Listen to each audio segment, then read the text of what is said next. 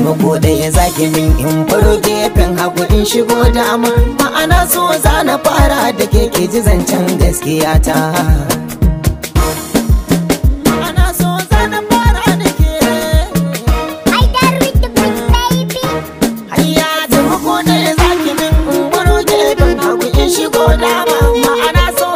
fara da ke ji zancen gaskiya ta.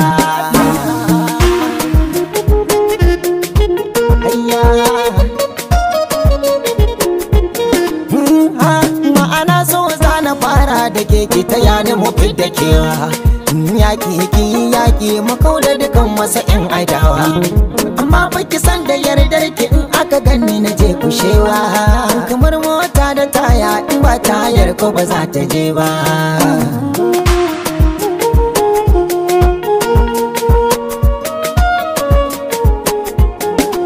Hayya ni abin da na ce ki yarda ki sanya a rai ba takurawa.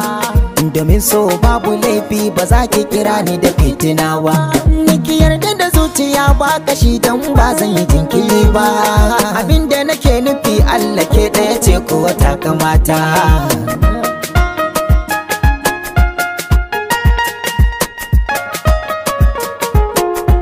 Hayya ne abinda nake nufi dai ki gane in cika burikana. A mataki in wuce zuciyar kisilar so arzikina. Ko da zan dinga hauka ki gane da gaskiyar nufina. Sanadin ki na manta kaina ki san matsayin ki yana da girma.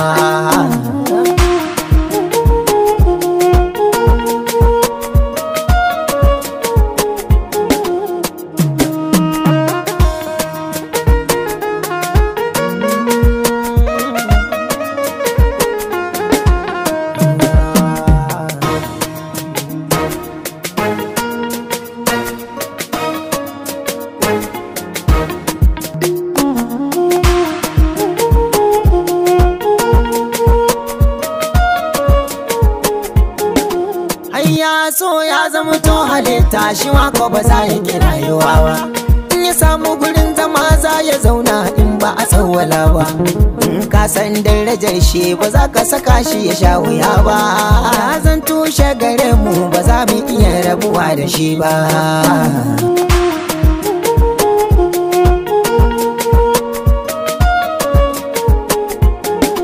Hayya kin ji masoyiya ni da ke zan sarrafa rayuwata.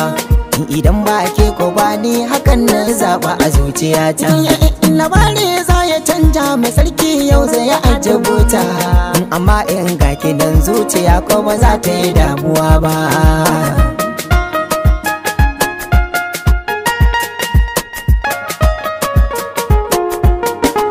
Hayya kin tafi da ni kwarai kin ji tasi'uta ba zaban da karfi.